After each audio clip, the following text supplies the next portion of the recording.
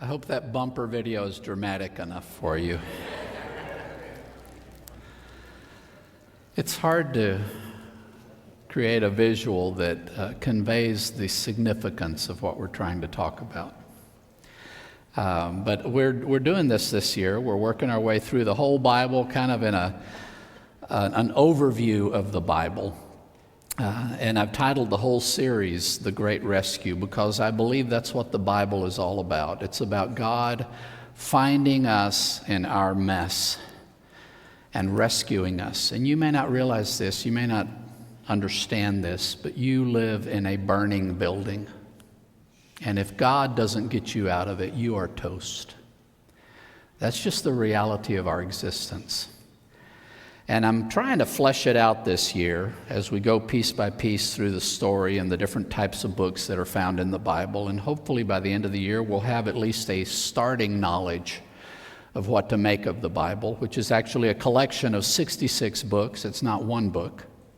But anyway, I've titled this The Great Rescue, and we're continuing in the series today. We've already covered a couple of things. We've been starting out at the very beginning in Genesis, and we were looking at how God created everything.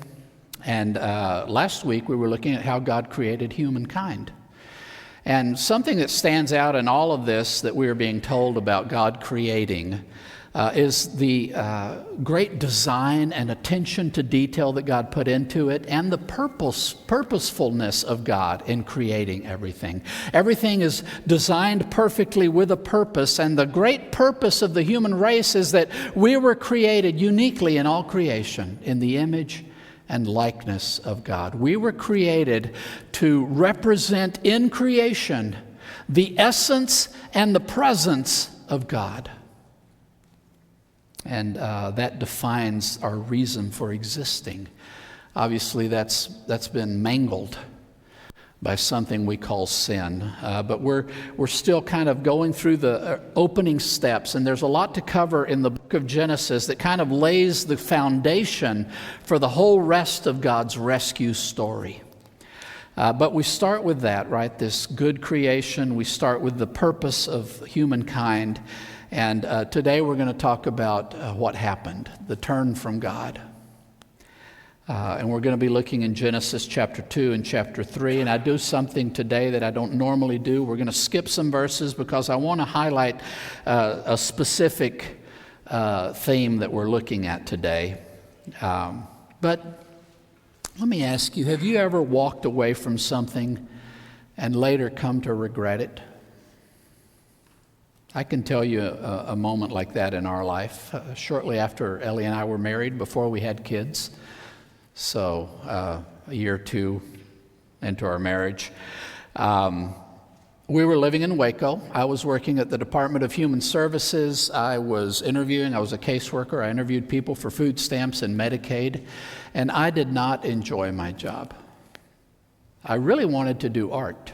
So I had tried to find some work doing freelance artwork, and I managed to find a publisher that did some freelance projects with me, and I illustrated a couple of things in a couple of magazine articles, and nothing we could live off of, obviously, but I did a little bit of that, and I was thinking, I would really like to just be a freelance artist, so, but there's just not enough work in Waco, but surely in a big city like Dallas, there would be a lot more opportunity. So I convinced my wife, and she was a lot easier to convince back then. I convinced my wife that we should just move to Dallas, and I'd find all this freelance artwork, and I'd be able to move into what I wanted to do. So I asked for a transfer to the Department of Human Services in Dallas, and we moved to Dallas. We didn't even make it a year in Dallas. And in all that time, I've found 0 freelance opportunities. What we did find is that living in Dallas is more expensive than living in Waco. And we were there, like I said, less than a year when Ellie became pregnant. And we were already like this. We were up to here, so we moved back to Waco. And that's where both Beth and Caleb were born. It was an example in my own life when I left something behind thinking I'd find something better and found out that what I had before was better. That's kind of what happened in the Garden of Eden. That's what we're going to be looking at today. So we're in chapter 2. We're going to look at verses 8 and 9. And Yahweh God planted a garden in the Eden, in the east, and he placed there the human he had formed. And Yahweh God made to sprout out of the ground every tree that is desirable in appearance and good for food, and the tree of life in the middle of the garden, and the tree of the knowledge of good and evil. We notice, we've been talking about that the last couple of weeks, right? God created everything, and as he's creating, he stops and evaluates and says it's good, and he creates and he stops and evaluates, says it's good. When he finally finishes with the crowning achievement in creation, which is the creation of humankind, the only being in all creation that he fashioned in his own image and likeness, then he surveys the whole of creation and says it is very good. And the question we arrive at today when we read that is, what happened? Because as we look around the world today, it is not very good through and through. There are wars and all kinds of things happening and people being put in prison and killed in prison and all these things we're constantly hearing on the news that are not good. And forget about the world out there. I can look inside my own heart and say, it's just not good. I am often lazy and selfish and greedy and cruel. Why? Even when I don't want to be and when I try not to be, I can't seem to break it. Why is everything broken? Well, the first thing we need to understand is that God didn't make the world broken. It was good. And we've talked about creation narratives, and the dominant creation narrative in our society today is that our existence is accidental. That we don't know why, a whole bunch of time ago, from nothing, all of a sudden everything exploded into existence. Don't say it was God. We don't know why it happened, but boom, all of a sudden there was nothing there, and all of a sudden it was all there. And it just started expanding. And in one little fraction of a minuscule speck in that expanding universe, there happened to be a planet where, who knows why, but life just exploded and covered the planet. All kinds of life, plant, animal. Nowhere else in the universe is there any of this, but it just happened to happen because if you give enough time, things just randomly happen and eventually you end up with human beings. That is the story we are told today, and that is the story most people believe today. That our existence is not planned, that it is not designed, that it is not purposeful, but that we are an accident. Which really, if you believe that, means your life has no meaning at all. And life is a brief interruption that will soon be over. And soon the universe will grow cold and there will be nothing left of life. That's the story we're told. Now, the creation narrative we find in the Bible is very different. There's design and purpose and intentionality to it all. So where did the very good universe God created become what we see today? Well, that's what we're going to be looking at today. What went wrong? And to the question, why is there evil in the world? The first answer we get in the Bible is there's evil in the world because God created a world where evil could happen. And we just read about it. God places the human in this garden and places in it all kinds of trees, makes full provision for everything the human's going to need to live and thrive. But he places two very special trees in the garden. The tree of life and the tree of the knowledge of good and evil. Now, as we continue reading the story, it will become evident that these two choices are mutually exclusive. Humans can choose one or the other, but not both. And with this is introduced into creation the option to sin. the option for sin to enter into creation. And you might say, well, why would God do something like that? Why didn't he just make us where all we want to do is good, where we have nothing but good to do? And what you're describing is basically a mechanical universe, a universe in which God kind of winds us up like wind-up toys, and we go through the prescribed actions that we are supposed to go through. We have no choice. We have no free will. We simply go through and voice the prescribed words God would have us speak. Like a doll, you pull the cord on, and it says the phrases you've programmed into it.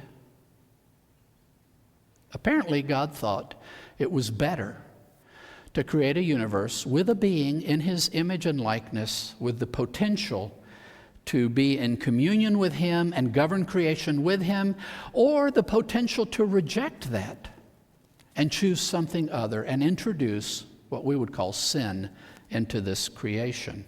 And God seemed to think it was better to create a being with whom he could have a genuine relationship than create anything else. We might argue with him about that, but I kind of personally am glad that he made me capable of choosing to love him rather than having to love him. One more question I want to enter into, and this is a touchy subject. There have been wars fought within the Christian faith over this. So please hear me with an open mind. But the big question we get to when we look at the first 11 chapters of Genesis is, should we read this literally or as a metaphor? Should we understand these opening chapters of Genesis to be literal accounts much like that we find in chapters 12 through 50, where we get into the stories of Abraham and Isaac and Jacob and Joseph? I will point out that the narrative style in the first 11 chapters is what we would call creation narrative storytelling. And that what we have in terms of a narrative style in chapters 12 through 50 is the account of family history. We have about a couple of hundred years of story told in the final chapters, and we have who knows how many thousands of years told in the first 11 chapters. So it's a much broader thing, and we get into archetypal issues and things, and we've already looked at the creation story, how it's arranged thematically, even though the use of days as a convention and the ending with a seventh day of rest kind of creates a whole week as a way to arrange the information. We find that the arrangement in the days is thematic. The first 3 days are God separating out different spaces, and then the second 3 days correspond exactly to each of those, where God fills each of those 3 spaces. The point being repeated over and over is the design, everything according to its kind, everything following certain patterns, and creation is not this chaotic happenstance. It's a very fine-tuned thing that God has fashioned with great care. But I would say that the important thing to get from Genesis 1 is not how many hours it took God to do this. It's the design, the attention to detail, and the purposefulness with which God created everything. Who cares how long it took? Similarly, this passage we're looking at today is described using very archetypal language. What do I mean by that? We don't even have any personal names. The 3 participants are the woman, it's never Eve, the man, and the serpent. Those are the only participants. And some people look at this and say, are we talking about individuals, or are these kind of representative of the first humans in general?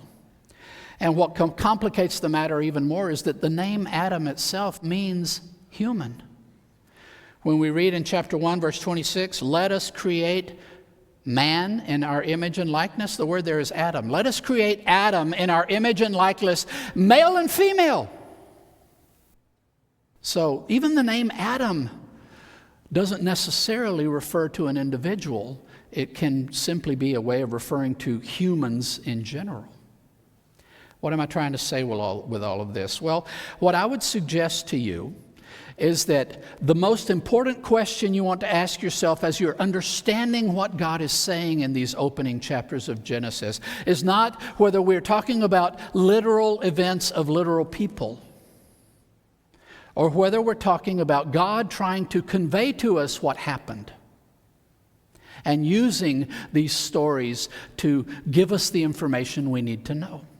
So for me, I'm not really terribly bent out of shape whether the serpent, Adam and Eve, are three literal individuals and the two trees are two literal trees, and that's exactly the way it happened. And some people say, God said it, I believe it, that settles it.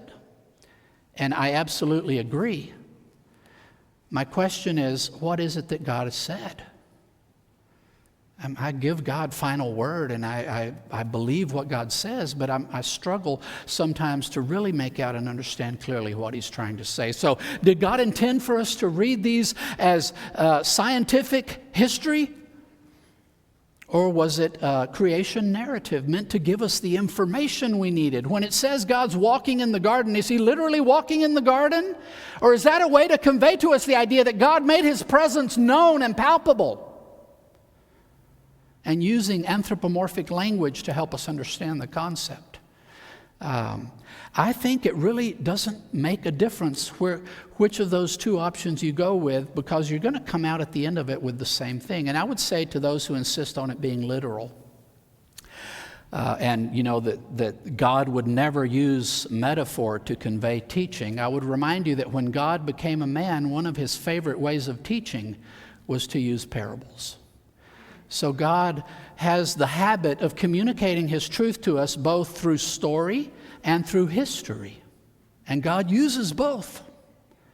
So let's see what we are being told, and let's leave the argument of whether this is a literal couple or whether we're just representing the story of the first humans and where things went wrong.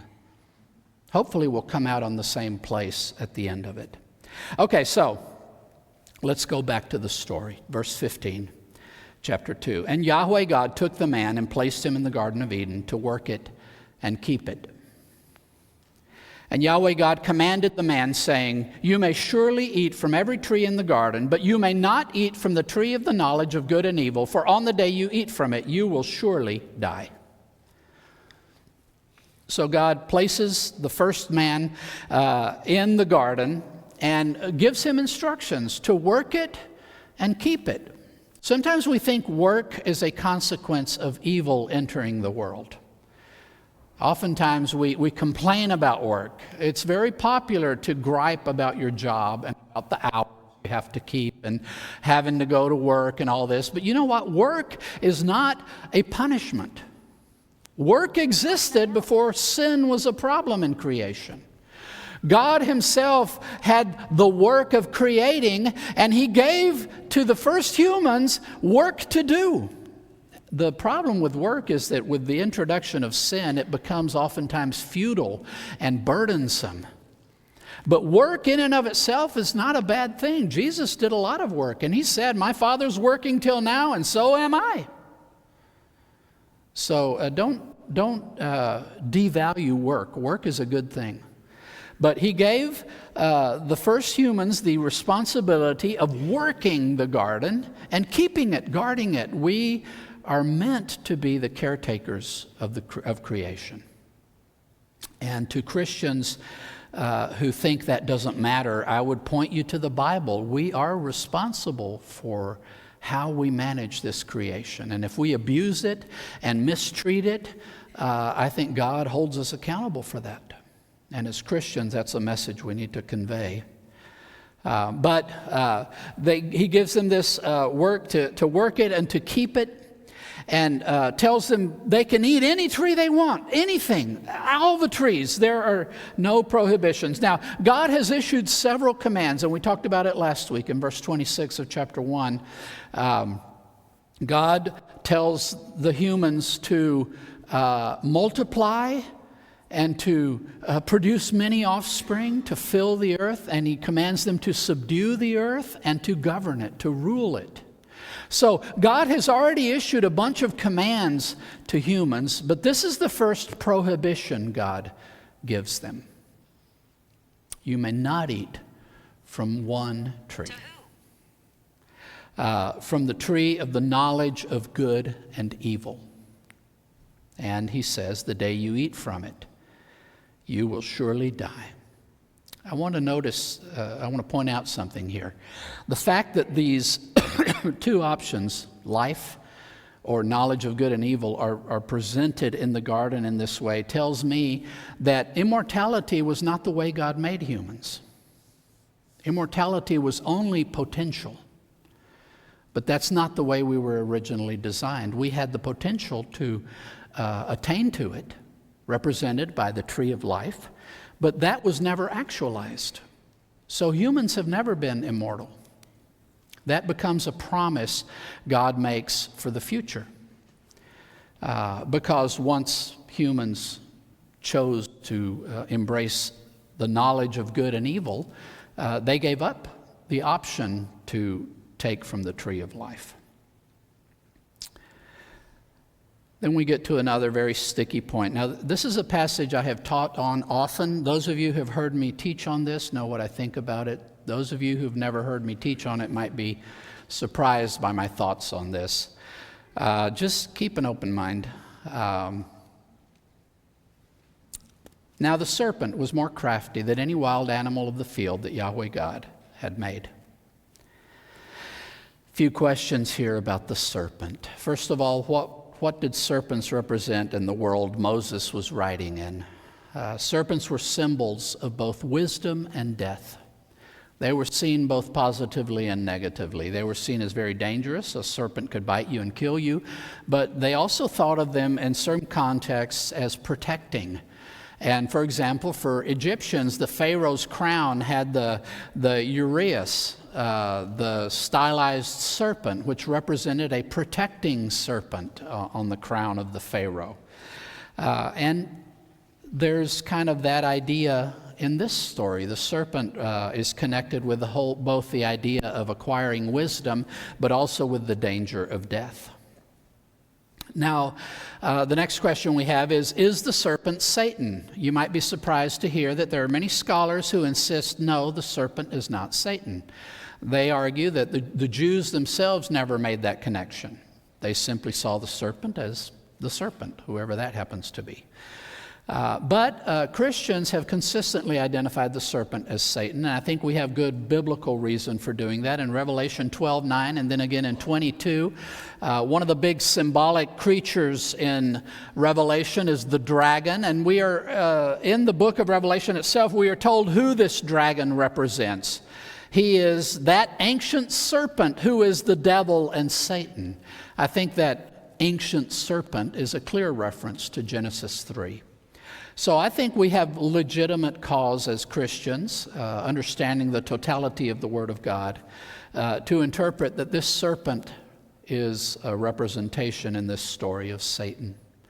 So please, those of you who insist on reading this literally, don't argue about things the Bible did not see fit to talk about.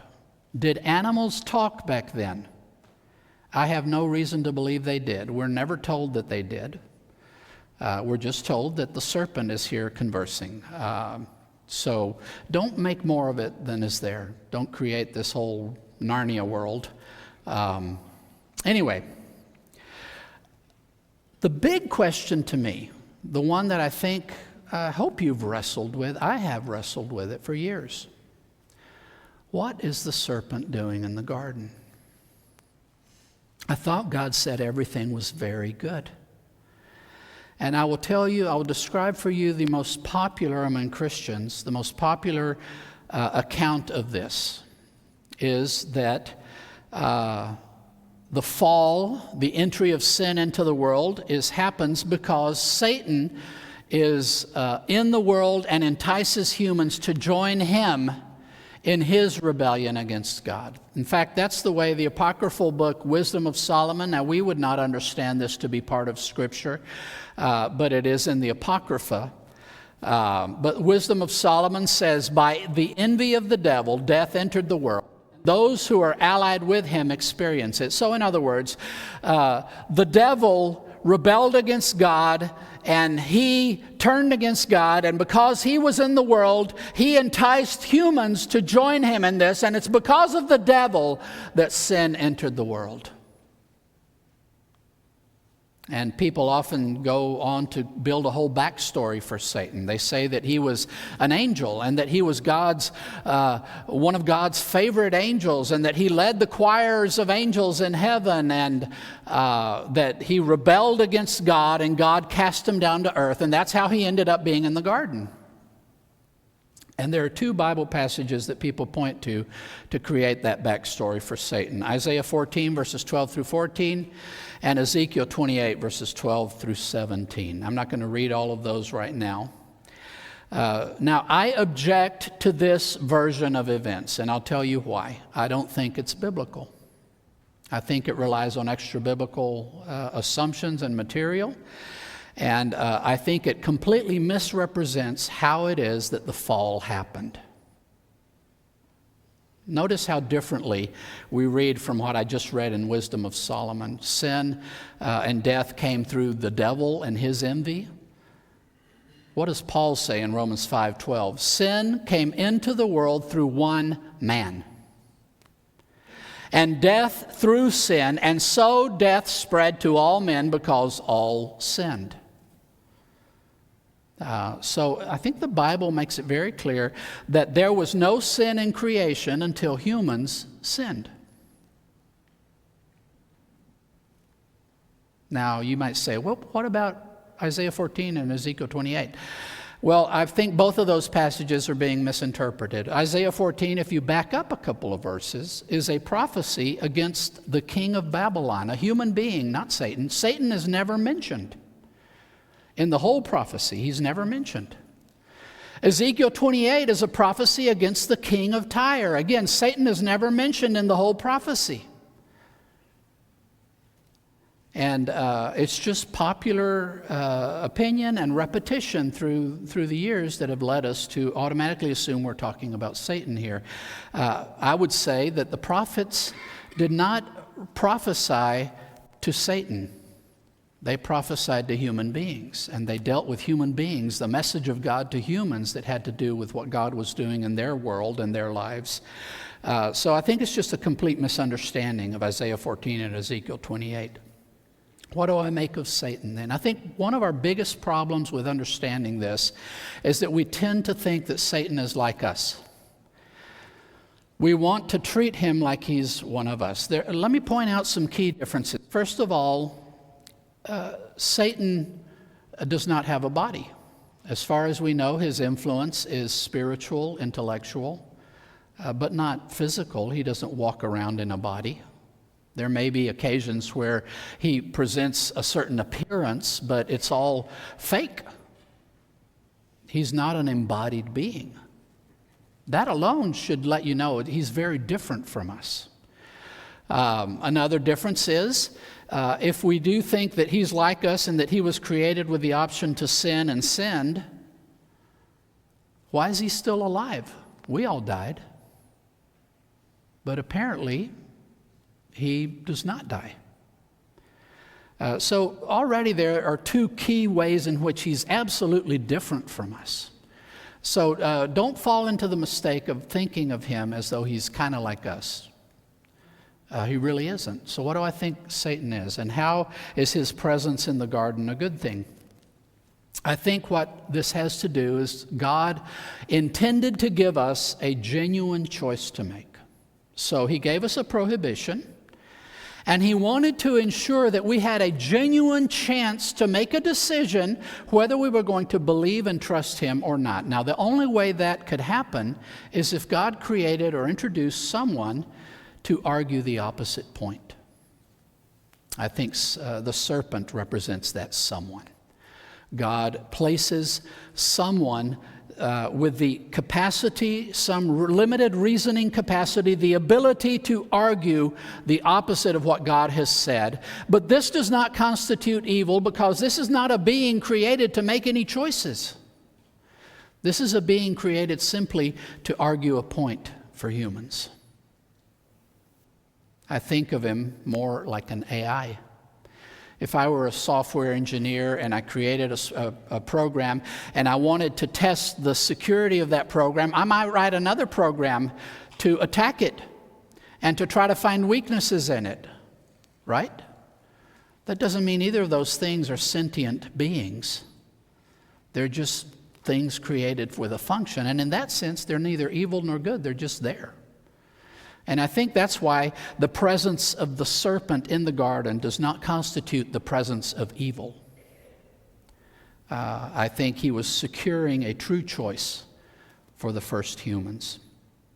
Okay, and if you've never heard that before, you're probably reeling right now. Just ponder it, chew on it, and feel free to say Randall is absolutely wrong. You can do that. But I will strongly argue that the Bible traces the entry of sin into creation to humans, nobody else.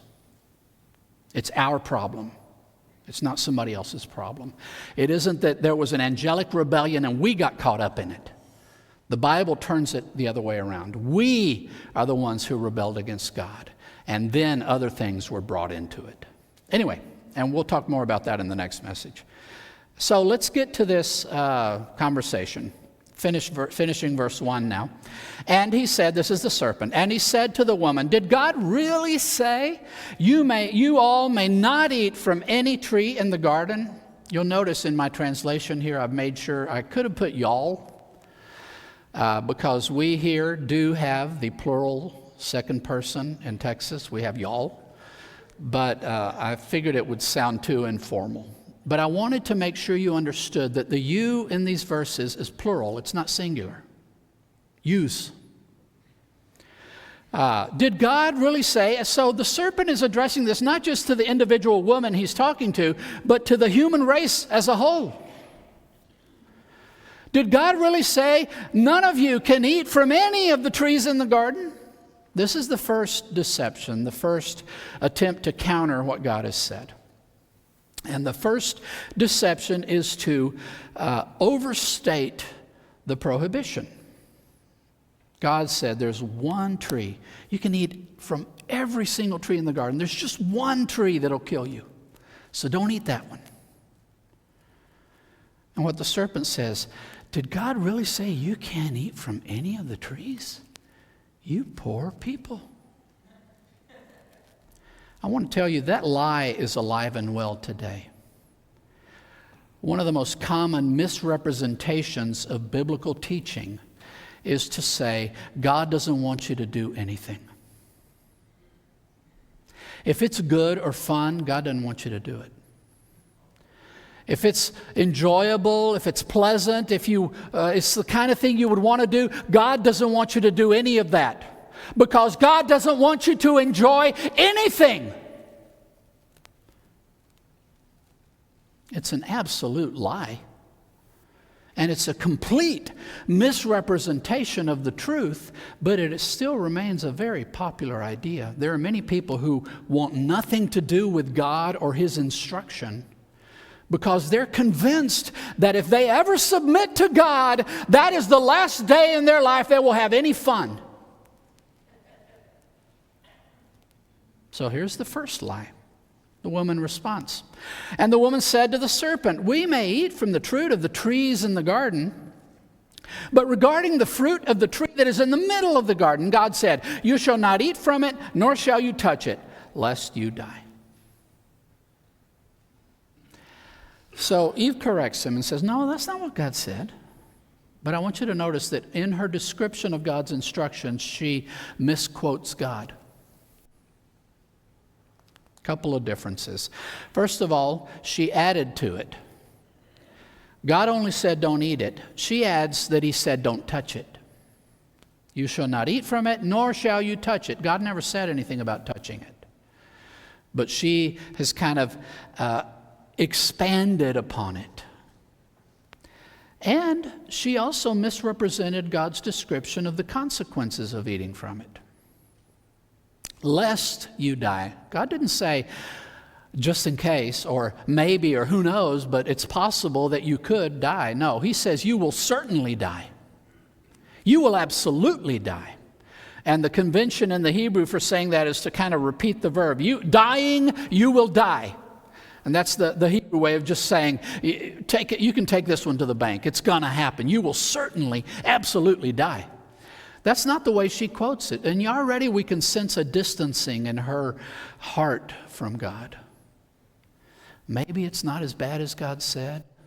And maybe the serpent's right. Maybe God's being too restrictive. She's expanding on the restrictions and lessening the consequence. And the serpent said to the woman, "You all will surely not die." Notice that the serpent did not misquote God. He just said the opposite. But God said, "You will certainly die." He says, "You will certainly not die." So he knows there's a certainty to God's commandment here. He just says God's lying to you. Why?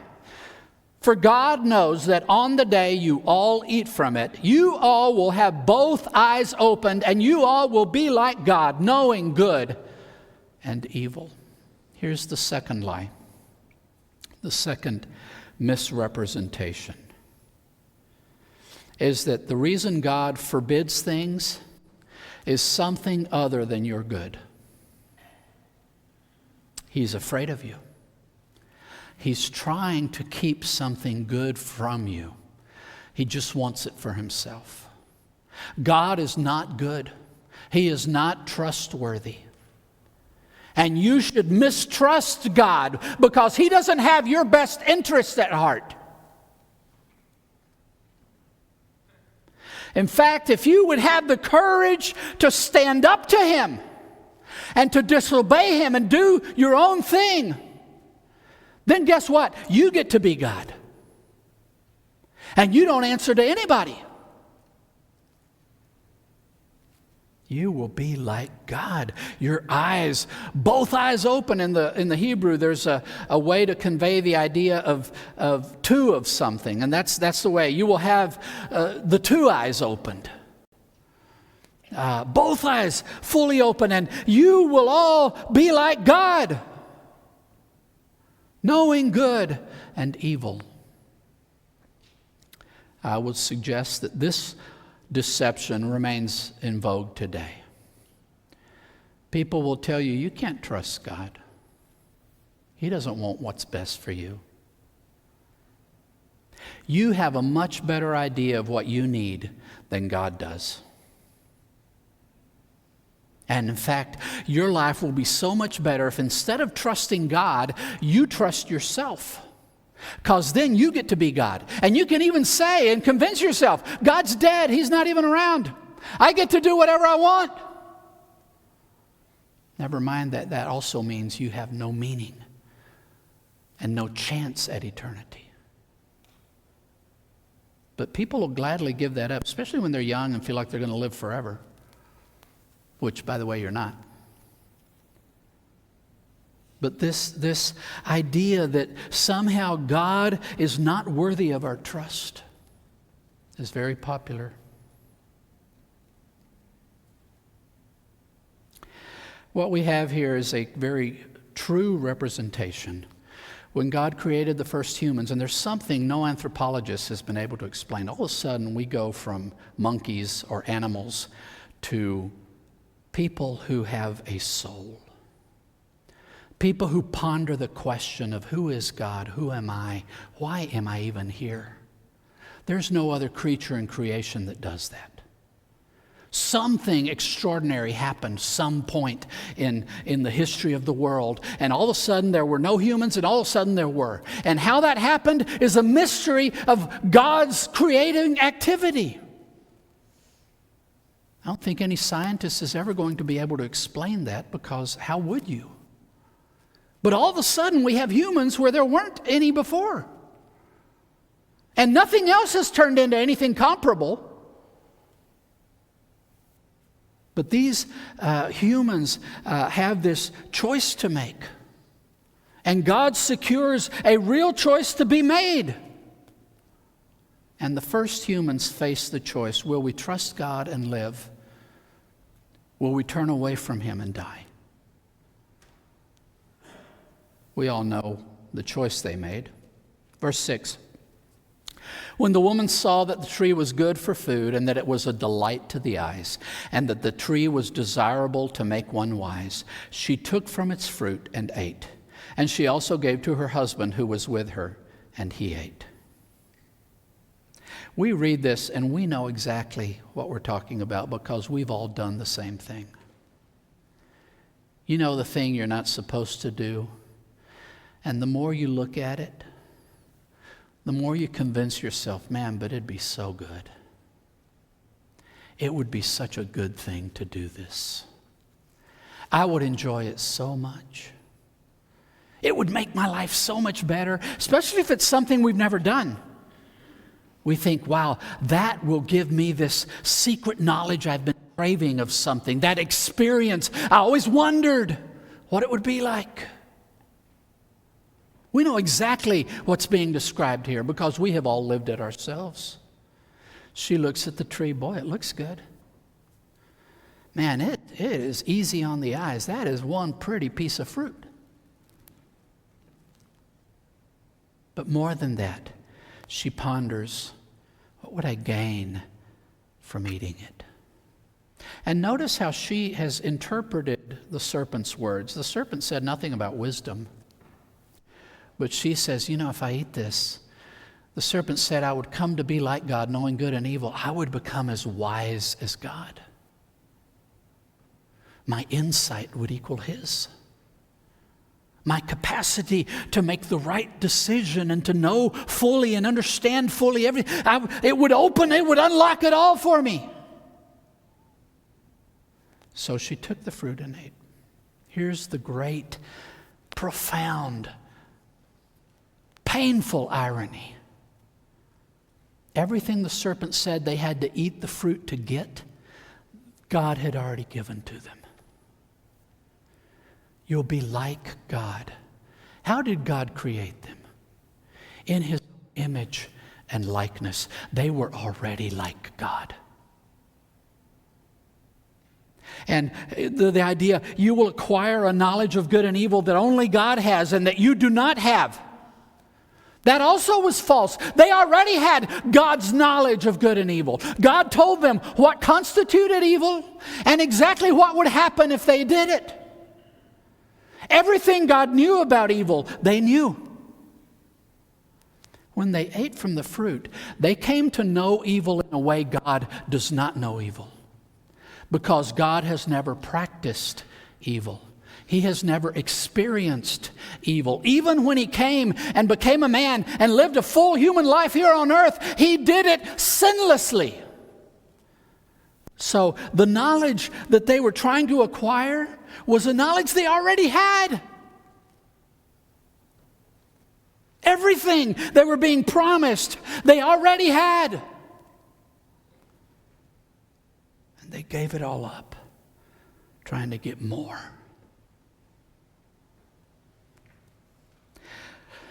When Paul talks about this in 1 Timothy 2:14, he says that the woman was deceived, but the man was not.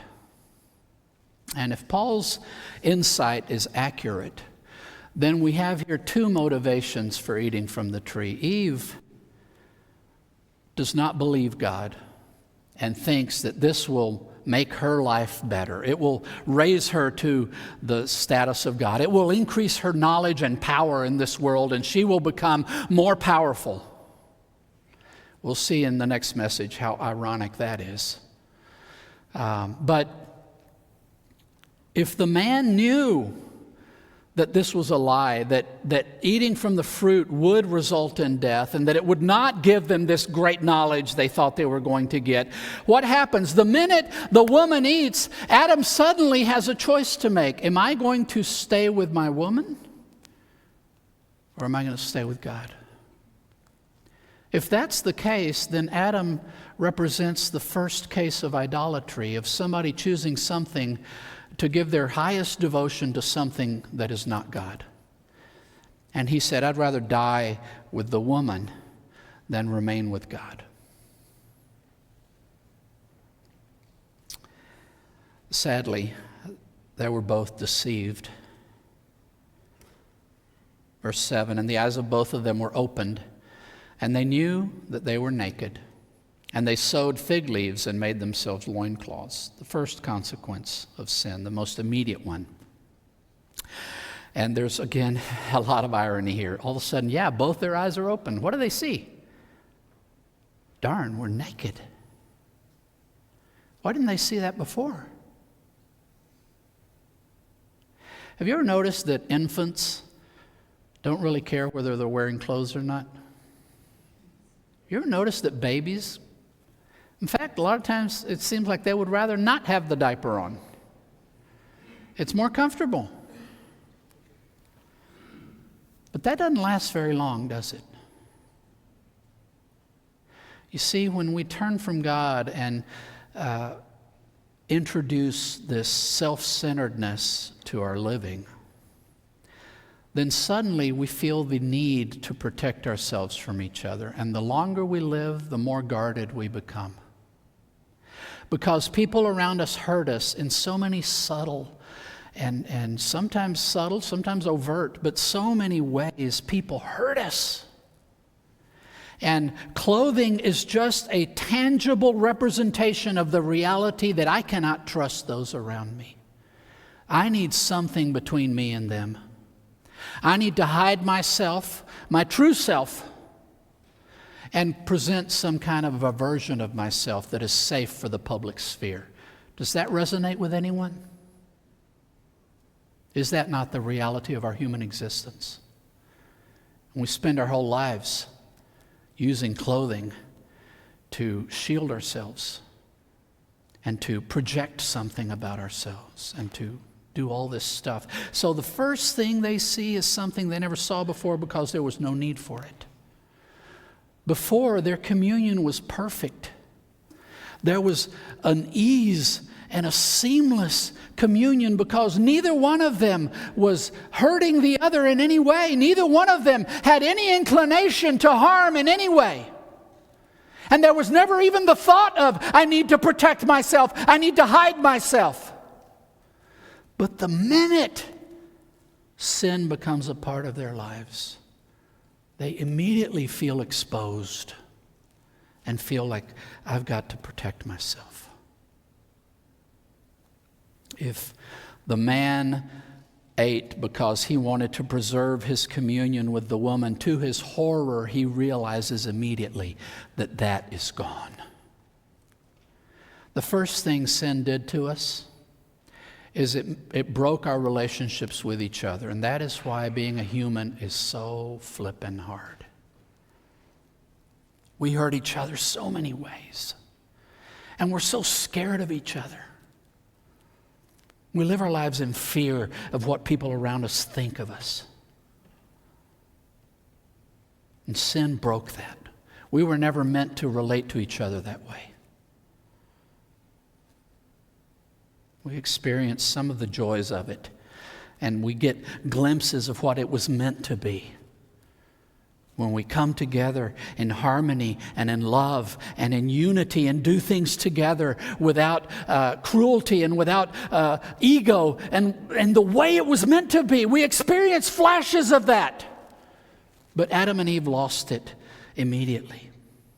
There's another crucial relationship that's broken by sin. Verse 8. And they heard the sound of Yahweh God walking in the garden in the breeze of the day. And the man and his wife hid from the face of Yahweh among the trees of the garden.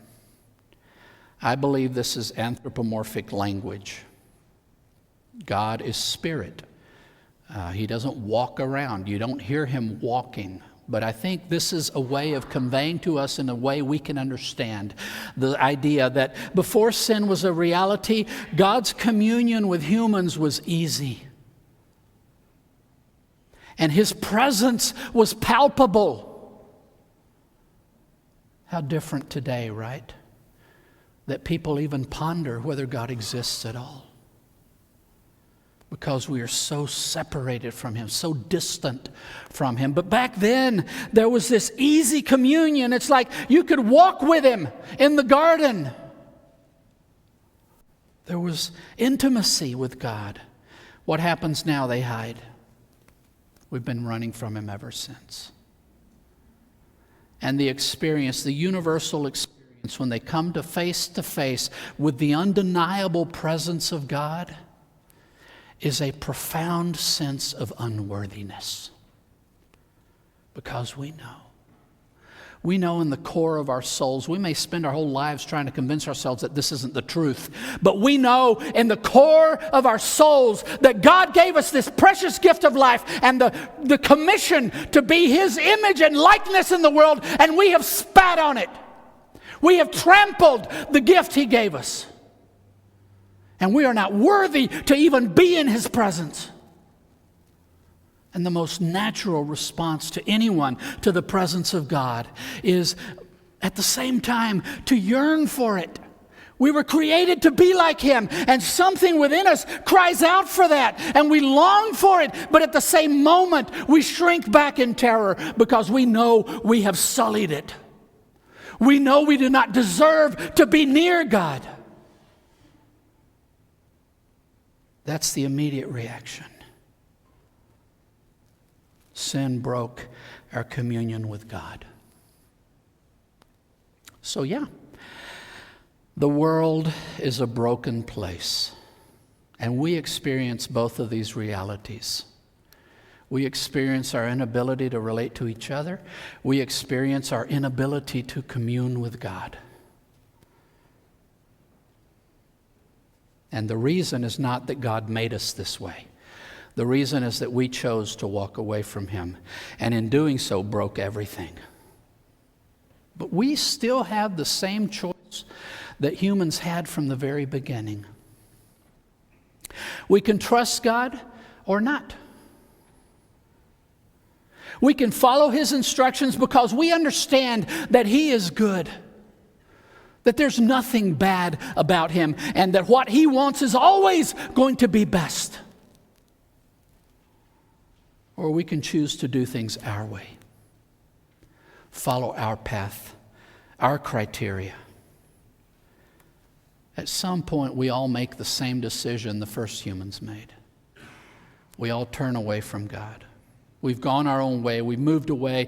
And sin has robbed us of intimacy with God and of the ability to love the people around us the way we were intended to. Our fear of God, our fear of each other, has twisted us up. We don't know who or what we are anymore. But I'm going to kind of skip ahead.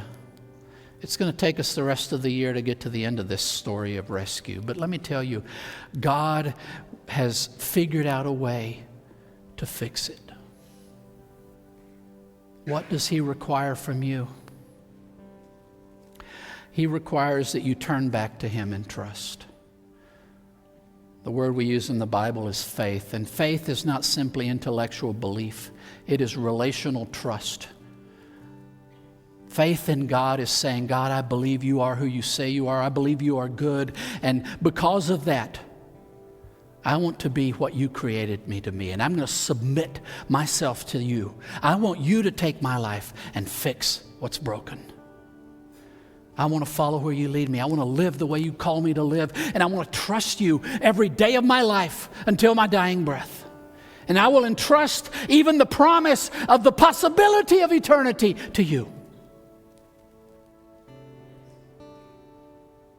I want to ask you today, will you dare to trust God and to entrust your life to Him?